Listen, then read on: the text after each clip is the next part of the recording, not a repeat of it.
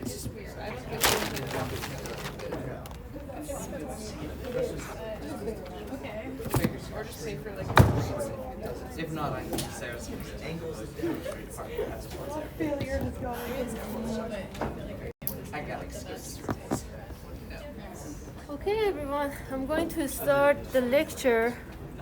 But before I do so, any of you have any questions about the previous lecture? Everything's clear? Okay, so can anyone tell me what is Markovnikov's rule? And I also have the definition here for the review. So why is it useful or what it is? Can anyone give me any clue? Yes? It's to figure out where to put the specific elements when you're adding an element to an alkene or an alkene. Exactly. So to paraphrase what your friend said, especially for people who are watching at home, so if you have an unsymmetric alkane and we have unsymmetric reagent, there are like two possibilities to add the reagent to the alkene. So in order to determine how to do so or attach which part of the reagent to alkene, we use Markovnikov's rule. Now I'm becoming more proficient pronouncing it. So can anyone tell me how do we decide that, or what does the rule tell us?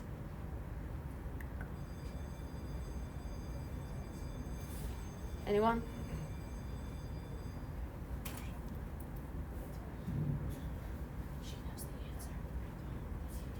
On the board, it says that the carbon with the double bond has the greater number of hydrogen atoms attached to it. Okay, so when we have so basically the same thing that your friend said.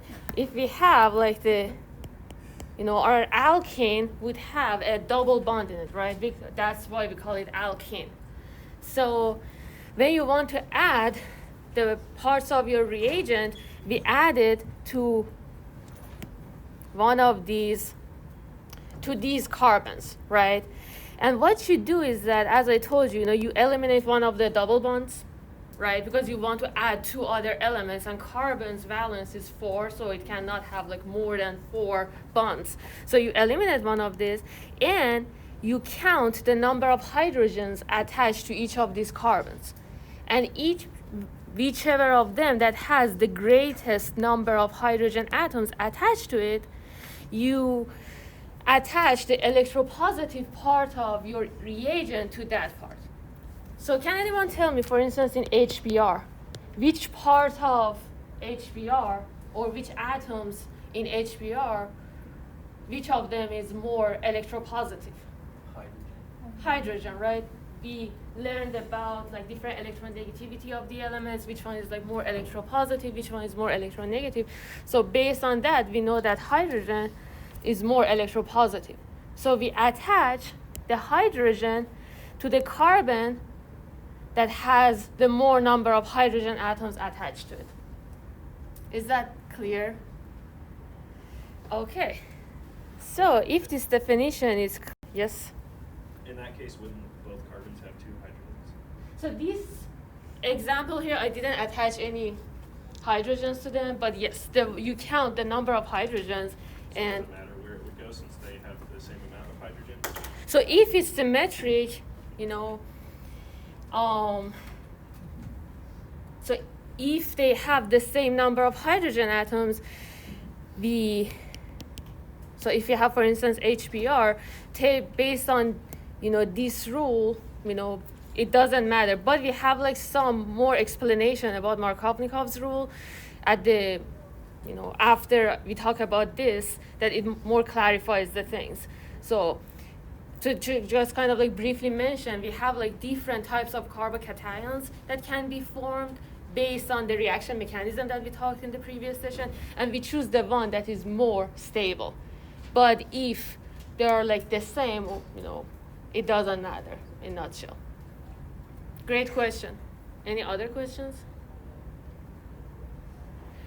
Okay.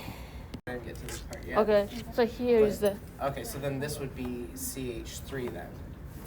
Uh-huh. And then this would be still H,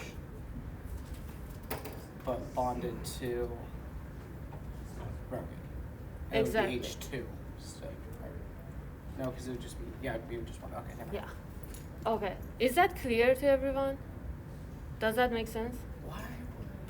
So what is the question? Oh, nothing, I'm just thinking out loud. So what are you thinking? Because I wanted, yes. Okay, so when you're naming them, you want to find like the bromine closest to the end. Uh-huh. So do you just ignore like all of your naming rules when you do this, and then go back and name it after you've decided where to put it? Exactly, because Because otherwise you want to put it like on the one. exactly. Yeah. We name the compound based off of the structure that we have, Okay. right? Yeah. So like you just ignore your naming rules, decide where to put it based on the number of hydrogens on the carbon, and then go back and name Yes, it. because wherever it you falls. are not committed to name based on having the bromine at the first carbon, right? I give you the structure, or you have the structure, and then you name it. Okay. Does that make sense? Because it's H. Yes, sorry. So to have like more class activities and also encourage you all to pay attention more in the class and also become more engaging, I decided to assign extra credits for people who participate in the class, and it doesn't necessarily has to be a correct answer. So can anyone, or does anyone volunteer to come to the board and answer this question? And as I said, it doesn't need to be the right answer. I give 5 points extra credits to whoever just dares to come here and then try to answer the question. Any volunteers? Yeah? No? I can, yeah, I can do it. Okay, perfect. I think I know what I'm doing with this. Okay. Can anyone see this part of the board? Can you guys see it?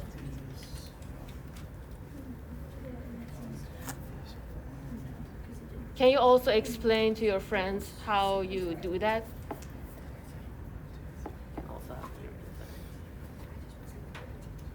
Everybody can see the board? So pentene, and then it's going to be one double bonded. Uh-huh. correct?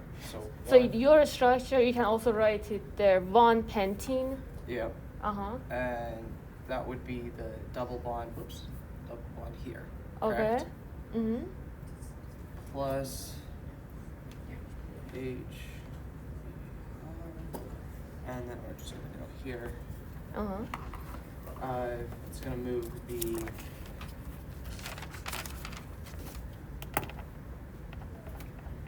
bromine is going to take up the carbon on this end, correct? Or use up Okay. the double bond on this end with leaving the other hydrogen here, correct? Okay, can you write the number of the carbons and hydrogens so your friends see how many? C,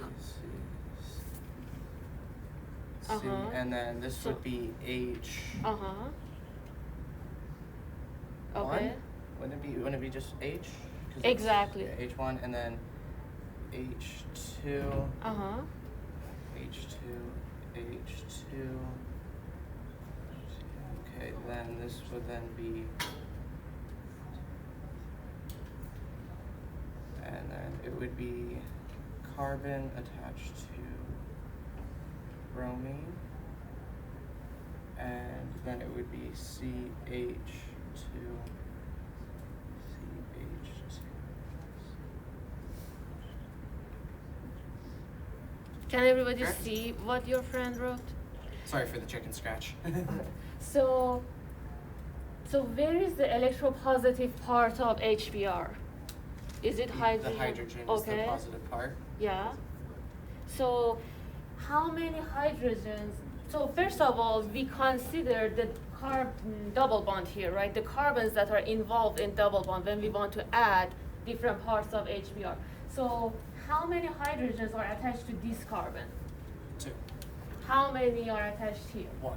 So we attach the part of the molecule that is more electropositive, Which is the H plus. exactly, to the part that has more number of hydrogens. Which one of these has Oh, more so it'd number? be up here. Okay. Okay. Wait, but then on, I'm just going off of what I saw in the book for this. Can you write the name? So this is 1-pentene. Yeah, one. Dash pentene, right? Okay. Yeah. So when you want to write the structure of 1-pentene, the rule that we had was that this 1 denotes the carbon of the double bond, and we try to name it somehow that we reach to that sooner, right? Because let me just write it, I guess, on the this thing here. So if we have like, first of all, we have like 5 carbons because we have pentenes, right? Penta, it means 5. So 1, 2, 3, 4, 5. And this 1 denotes where the double bond is, right? So there are 2 possibilities. I mean, so if this 1 denotes where the double bond is, if I name this 1, 2, 3, 4, 5, we put that somehow that you reach the double bond sooner, meaning that if you name this or you put the double bond here, that would be wrong, because in that way, this is the second carbon. So this would be 2-pentene. Or if you put it here and you don't have this one, it would be 3-pentene. So there are 2 carbons involved in the double bond, right? So you name that based on the one that you encounter first. Does that make sense? Yeah. So this is the rule. But we don't care about hydrogens. Does that make sense? Yep. Yeah, I was just trying to think of the one we had.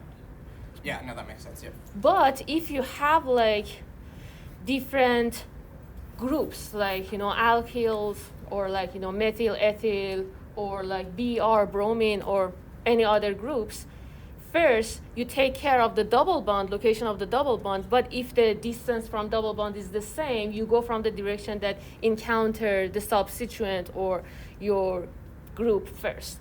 Does that make sense? Yep. Okay, perfect. Thank you. What was your name? Colton. Okay. Leave up or erase? Erase. Everyone has that? Okay, yeah, you can just erase it. Thank you. Yep. Okay, so now, Because it's 1-pentene though, doesn't that mean that this is the double bonds at the 1, so therefore I'm trying to remember what the rules were for double bonds, because isn't it using up the you put the number of the carbons that have the least amount of hydrogens as the 1 or for the naming, right? so for the naming, first of all, let that your friend took care of the problem. I also have the answer for people at home, so, and also for you guys as well. So just to paraphrase what your friend said, you first of all write the structure, and everyone is good with writing the structure. Any questions? And after you have the structure, and I advise you to have like the expanded structural formula, but if like your friend, you are familiar enough with the abbreviated structural formula, you can have that too. I always have like the expanded version so I can count the number of hydrogens. And you want to add that to HBr. So what you do, as we said, you have like the carbons that are involved in double bonds, and then you change the double bond to single bond, and you count the number of hydrogens. So here I have these like denoted with green. So this carbon of the double bond is attached to 2 hydrogen, the other is attached to 1 hydrogen.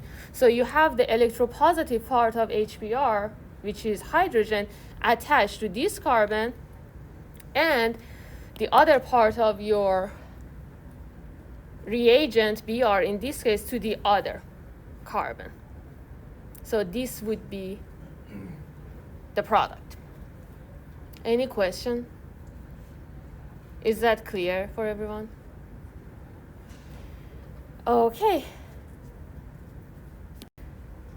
And I'm going to post the slides as I mentioned, So don't worry about writing everything. So what about this problem? Any volunteers for this one? And as I said, you don't have to answer the question right. I just need someone to come to the board. Yes? Can't do any worse than I did.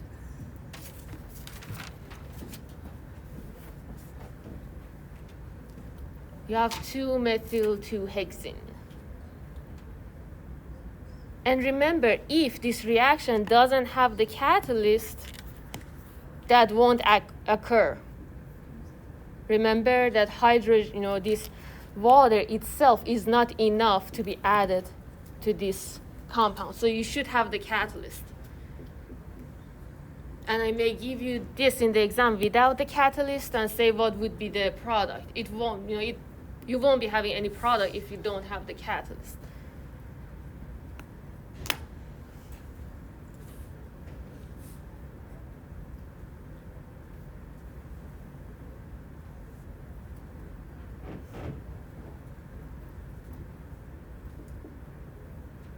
Can everyone see well? I can make it bigger if I need to. Okay. I mean, if I don't hear any objection, I assume everyone can see well.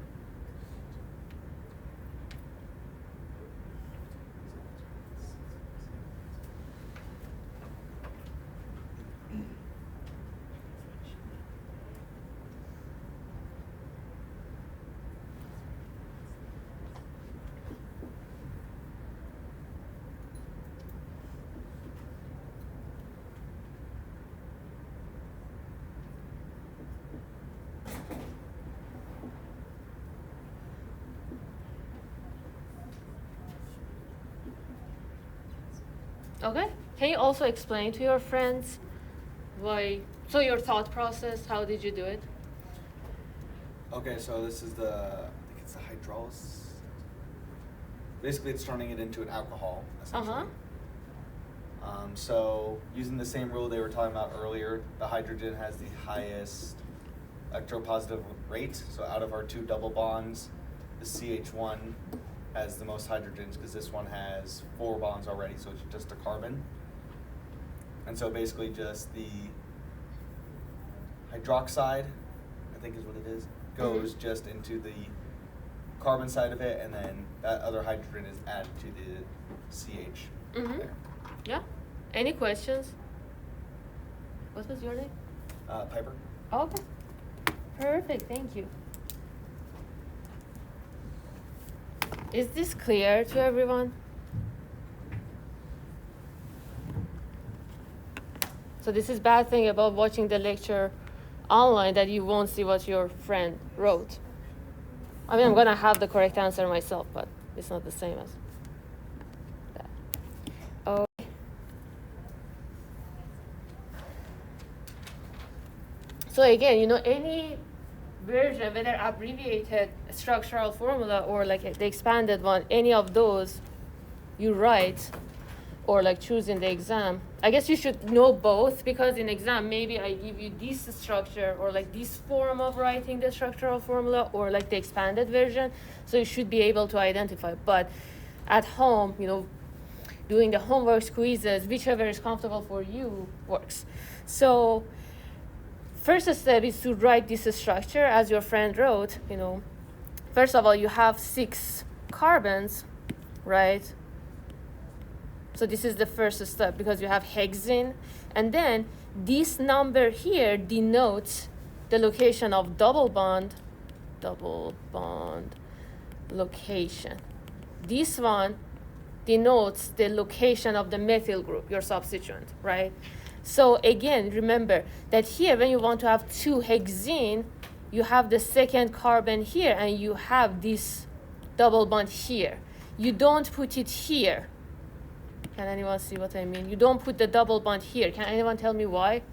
Isn't that the number still 2? Yes? But it's attached. It would take preference to the first carbon and maybe one hexene. Exactly. So if you put it here, where I have it by green, it would be 1 hexene. It won't be 2 anymore. So that's why you put it here, right? And then the methyl group also attached here, right? So you have like CH3 here. Okay? And if we want to apply Markovnikov's rule, it tells us that you consider the carbons of double bond, which these 2 carbons here that I denoted with red, and then you count the number of hydrogens, right? So how many hydrogens attached to this carbon here on the left? 0, right? So it may be tempting that you consider these ones attached to this one, but that they are not attached to this carbon, right? This one is just attached to 1 carbon. How many are attached to this carbon? This one. Exactly, right? So that's why, I guess before, There's only one before. yes, yeah. I was like, pretty sure. For some reason, oh, it's a picture that I had before. I was trying to erase this one to add it, but this is a picture, a screenshot that I had before, so that's why it's not erasing. I was like, why doesn't it erase? Anyway, so before adding the hydrogen and OH, this one only has 1, this one has 0, okay? So we attach the hydrogen to this carbon that I have kind of like indigo or purple, and then OH to the other one. So are we comfortable with Markovnikov's rule? How that works? So in your exam, maybe I give you the hint that using Markovnikov's rule, what would be the product of this reaction, or I may give you what is the product, right? So at this point, if you see unsymmetric alkane, unsymmetric reagent, you should be able to identify, even if I don't give you the hint of Markovnikov's rule. Okay? Any questions so far? Yes? What is the difference without catalyst? So if you didn't have a catalyst? So some reactions, so if we don't have the catalyst, this reaction won't occur. Because there are like certain reactions that they have like really, if you consider the energy diagram, they have really high, transition state. And I mean, this is just an example, right? So this reaction, now that I wrote that, is this reaction endothermic or exothermic? Endothermic, right? Because the energy level of products are higher than reactants. So certain reactions, they won't occur if they don't have a catalyst, because they have a really high energy barrier and they cannot overcome that energy barrier, right? So we should have a catalyst for them to occur. But in the presence of catalysts, they occur, and then we have like products. And as I said, this energy diagram does not correspond to this reaction. I just have like, I want to denote the transition state or activation barrier. So this would be your activation energy. And I asked you in your exam, as I said before, what is, let me have like an energy diagram here. So if this is energy, if this is like the reaction coordinate, and then I give you something like this, for instance, and I tell you, I mean, this is horizontal. I tend not to be able to demonstrate that. Okay.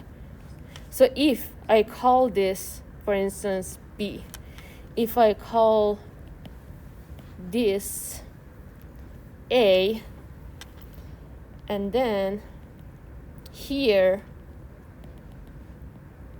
I call this C. So this is not energy per se, but, and then here I put D, and then here, I guess here, I put E, okay?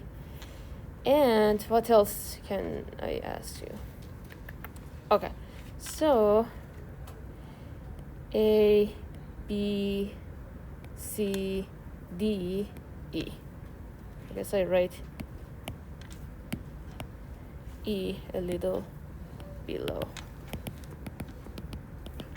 Okay, so what does E represent in this graph?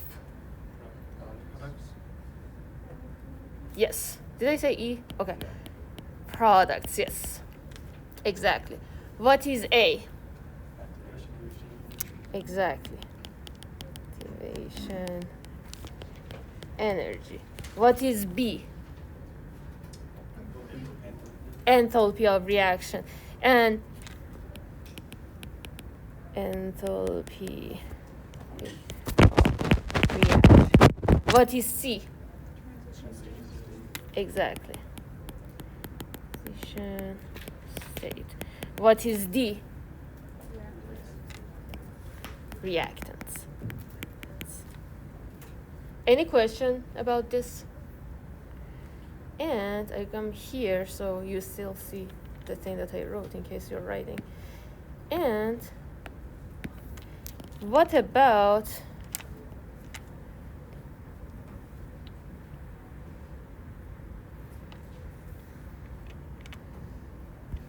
this?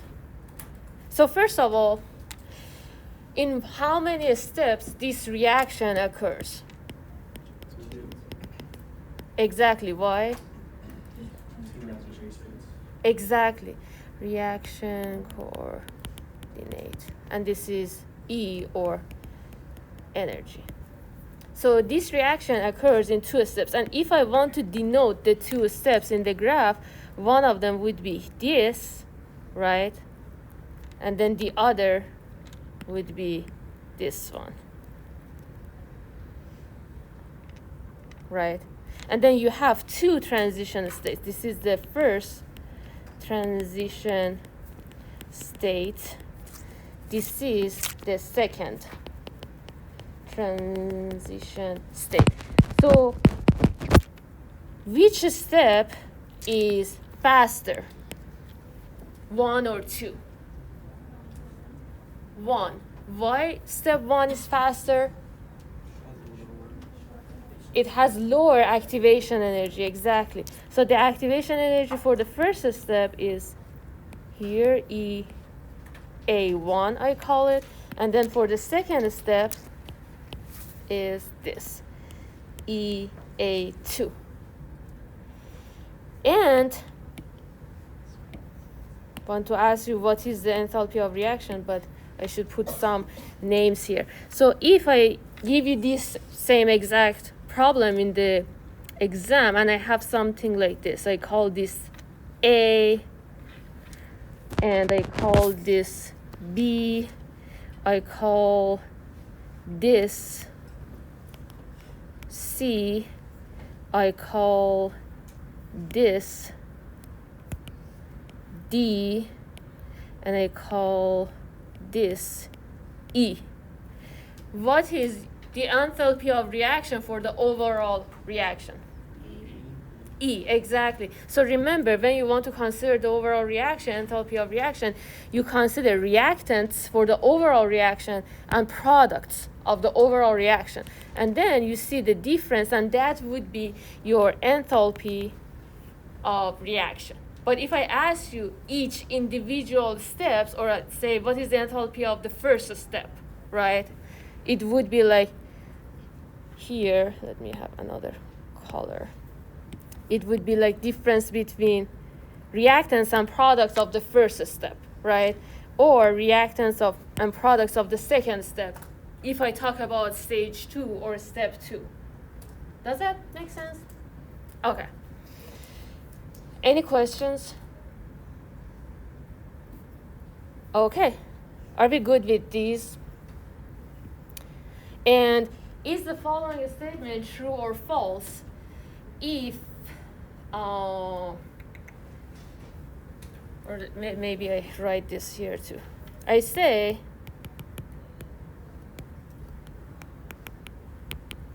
okay, delta G of this reaction is positive. If I use more catalyst, or if I use the appropriate catalyst, we can make this reaction to occur. True or false? False, exactly.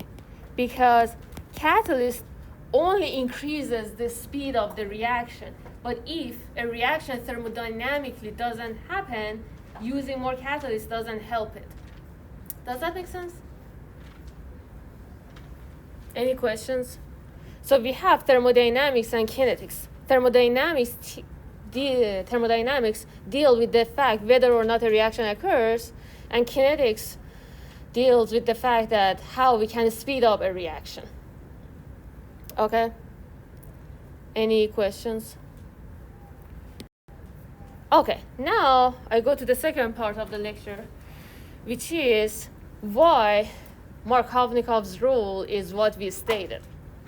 Right? I just told you to remember the rule that, you know, the carbons of the double bond, you count which one has the most number of hydrogens, and you attach the electropositive part of your reagent to that specific carbon, but we didn't exactly say why. So now we want to explain the Markovnikov's rule. We talked about the reaction mechanism last session, and I also included the previous slide here. So based on what I just told you, can anyone tell me what is a carbocation? And I'm going to ask that in your exam. And sometimes, as I said, you know, sometimes you know the answer to a question, but you see one of the options that I gave, and then I trick you. For instance, I say a carbocation is a positively charged carbon atom bonded to 3 other carbons, right? So it's not necessarily true, right? So the definition should be broad. So it can be, but it can be any other atom. Or I say 3 other hydrogens or 3 other substituents. So remember that carbocation is a positively charged carbon that is attached to 3 other atoms. It can be any other atom, okay? And based on this definition, we can have different types of carbocations, right? So one possibility is that this carbon is only attached to 3 other hydrogen atoms, right? Which we call that methyl, right? Or this carbon can be attached to 2 hydrogens and 1 substituent, right? Or 1 hydrogen, 2 substituents, that we denote them with R, right? Or 3 substituents. So depending on how many substituents this carbocation is attached to, we call that tertiary, which is attached to 3 R's here, or secondary, which is attached to 2 R's, or primary, which is attached to 1. Okay?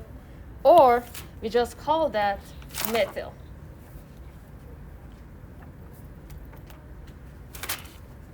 Or as your book says, unique. Okay? Any questions so far? So as long as you know the definition, you can distinguish that all of these are carbocations. I may give you this in the exam and I say which one of the following is not a carbocation. And one of the options would be all of the above.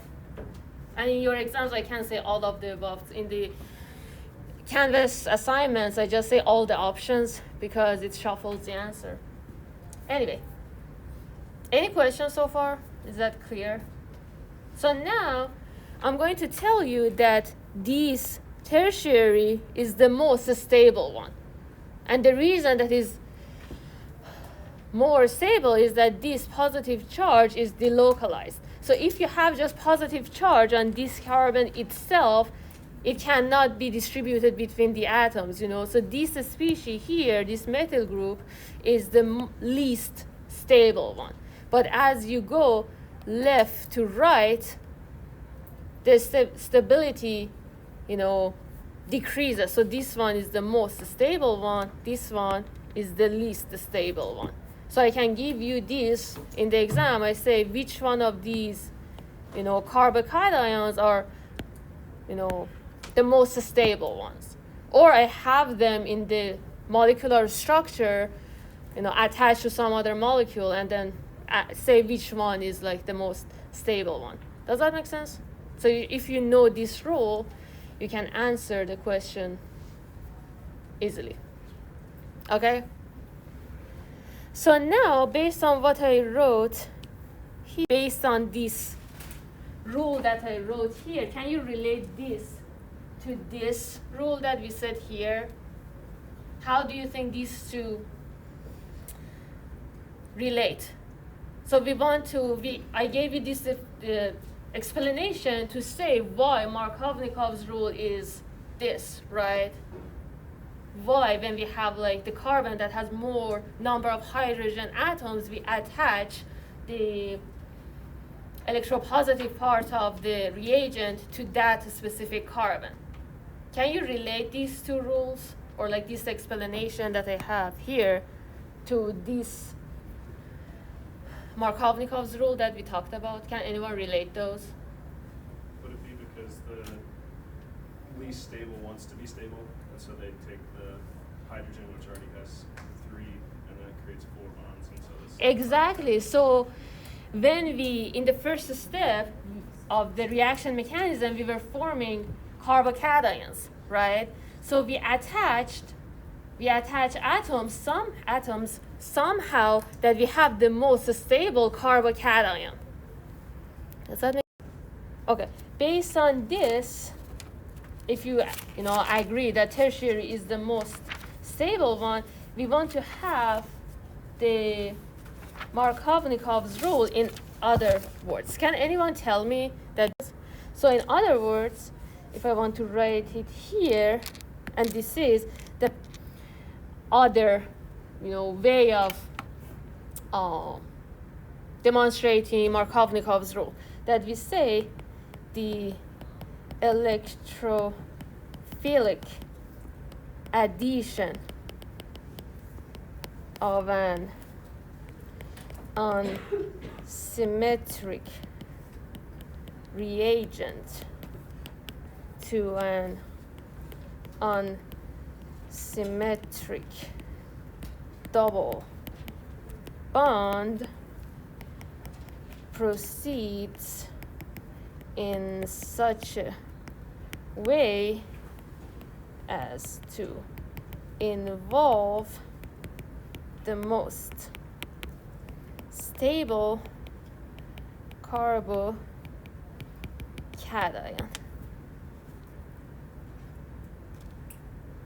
Any questions? Is that clear? Okay. If no questions, it's to what let me see. Now I have another challenge for you guys. Any volunteers? So the question asked, and I have like the same examples from your textbook, and I encourage you to go to the problems and examples in your book, especially the ones that are in the text. It's really likely that I ask you those in the exam. So I encourage you to solve them, and if you have any questions or if you want to check your answers, just email me and then I'll explain those to you. So one example is, I give you a carbocation and I ask you which type of carbocation it is. Any volunteers to come to the board and explain this? Yes? Come to the board to do it. I mean, it's more interactive. It's secondary. Why? Because it has 2 substituents bonded to the carbon with 1 hydrogen. Exactly, yes.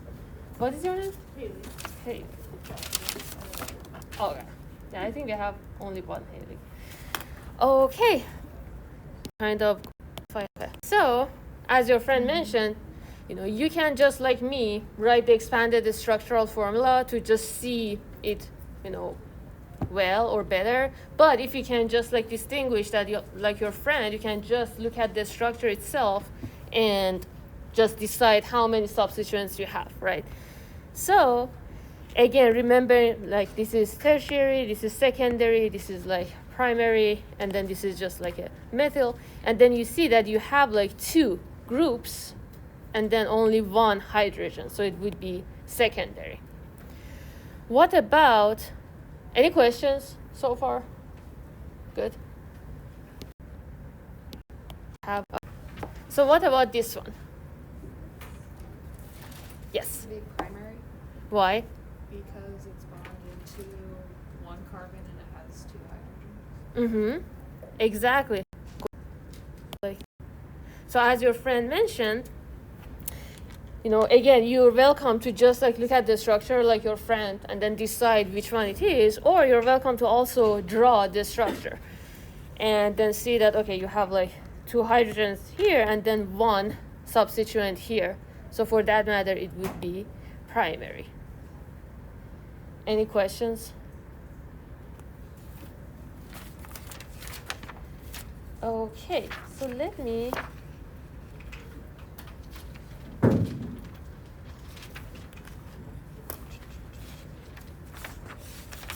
get this. Okay. So now the other question. So this is problem 3.12. What 2 products are possible from the addition of HCl to 2-octene? Would you expect the reaction to be ratio specific? Okay. Any volunteer for this one?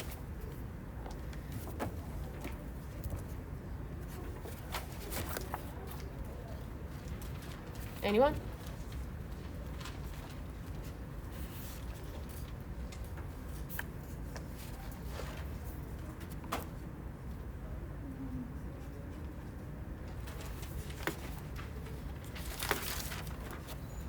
You don't have to answer the question, right? Yes.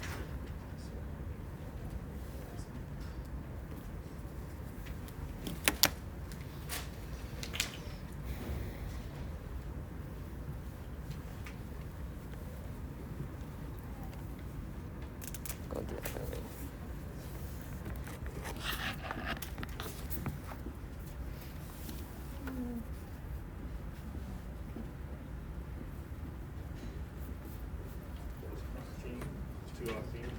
Uh-huh. We're adding HCl to it, Yes. and they both of these just have 1 hydrogen. Uh-huh. So if you took that away,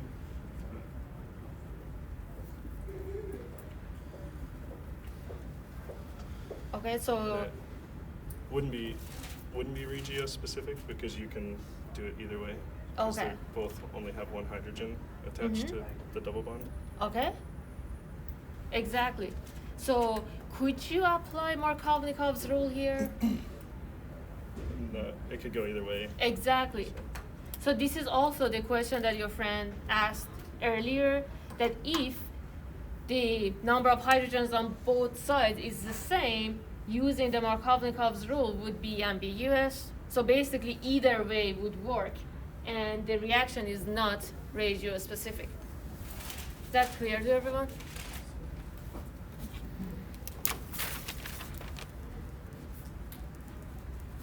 Okay. Any questions? So if no questions, and I'm also going to add the answer when I post the over them. So to kind of refresh your memory, we had like, our alkene and reagent can be symmetrical or unsymmetrical, and review them. And here we said that we use Markovnikov's rule when we have like unsymmetry in our alkene and reagent, right? And we had like some what is like unsymmetric reagent, what is regioisomer, regiospecific, all those things. Questions that I ask you to remember those, because I'm going to ask those in your exam. So if we now wrote here, you have like your one part of your species that is electrophile, the other part is like nucleophile, and then reaction mechanism that you add based on this terminology, like is electrophile species, we call the overall reaction. Okay, alkene here. Your reagent to the alkene, the part of the reagent that is like electropositive or like helium, right? In first step, it will be added to this double bond, because this part of the double bond, this one is basically electrons, right? And then this bond occurs here, this carbon would be having a positive charge, and we call that carbocation, remember, right? And in the other step, this carbocation reacts with the other part of the reagent you have, for instance, Br, right? That now is like nucleophile, and then you have like your final product. And we call that the electrophilic addition reaction, because this first step, it included an electrophilic addition reaction. Do you guys remember this? Briefly, chapter 4 that I started last session, but I couldn't go through. I guess I have 1 minute. So when you have like different benzene structures, and benzene, it was a ring that has 6 carbons, and then you have like double bonds that alternate, right? So depending on what substituent you have here, you can have different names, okay? And I'm not going to be cruel to ask you to remember all this. I'm going to give you the names, but I ask you to be familiar with them, so kind of like review them, to have like some understanding, because you're gonna see like phenyl, styrene, toluene, or like benzaldehyde. So it's good that you will be familiar with them, but I give you these structures in the exam if I ask you which one is which, And then when we progress in chapter 4, we're going to name different benzene structures. So you're going to use this, okay? And remember that homework 9, quiz 3 is due tonight. So if you didn't do those, make sure to do them. And just email me if you have any questions. No, I don't have attendance today. So the homework asks about, already did homework, but the homework asks about when products are is there a big differentiation? Hopefully about another second. So if you have like it's basically the catalyzed reaction that I mentioned for like water. So I just wanted to emphasize that the reaction is just normal at room temperature, room pressure, so everything is just at room. So we don't have like extraordinary conditions. So in that matter, if you don't have the catalyst, the reaction won't occur. Okay. Does that make sense? Yeah. Yeah, I appreciate that. Yeah, thank you.